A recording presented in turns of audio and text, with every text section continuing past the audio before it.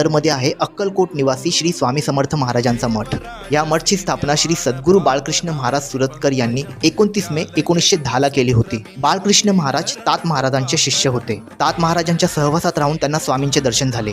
तेव्हा त्यांनी अक्कलकोटचा दौरा करून स्वामींच्या पादुका इथे आणल्या आणि त्याच पादुका आज दादरच्या मठात आहेत। त्यावेळी मुंबईच्या वेगवेगळ्या ठिकाणावरून वेगवेगळे लोक या पादुकांचे दर्शन घ्यायला येत होते, कारण दर्शनासाठी दादर हे त्या लोकांना सोयीस्कर होते। म्हणून त्यांनी विचार केला की मठची स्थापना याच केंद्रस्थानात केली पाहिजे। त्यावेळी त्यांच्या मंडळींना एक बंगला सापडला। तो बंगला भूत बंगला म्हणून ओळखला जात होता। त्या बंगल्याच्या आतमध्ये भूतांचा वास होता असं मान्यता होती। ही गोष्ट त्यांनी बाळकृष्ण महाराजांना सांगितली। महाराज म्हणाले, आपण तिथेच स्वामींचा मठ बांधूया व सर्व भूतांना मुक्त करूया। महाराज म्हणाले, परत जा व टाळा खोलून पहा की आतमध्ये अत्तर व धूपचा सुगंध येतोय का। चमत्कारिक गोष्ट म्हणजे जेव्हा त्याने टाळा खोलला तेव्हा आतमध्ये त्यांना अत्तर व धूपचा सुगंध आला। महाराजांच्या सल्ल्यावर त्याने तो बंगला भाड्याने घेतला आणि त्याच ठिकाणी आज आपला दादरचा स्वामी समर्थ महाराजांचा मठ आहे।